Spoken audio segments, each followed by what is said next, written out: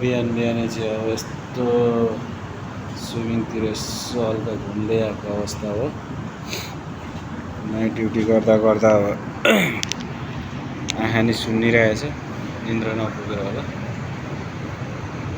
टक्क यहाँ स्विमिङ चाहिँ यस्तो दामी छ है, हामीले ड्युटी गर्ने ठाउँमा चाहिँ टक्कसँगले दामी छ नि स्विमिङ, कत्रो छ है, पुरै लामो नलामो।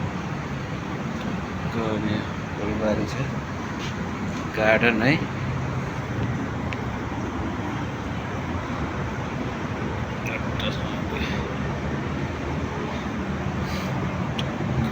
यहाँबाट चाहिँ सरर जाने हो, त्यसो टक्कसँगले चियासिया खाएर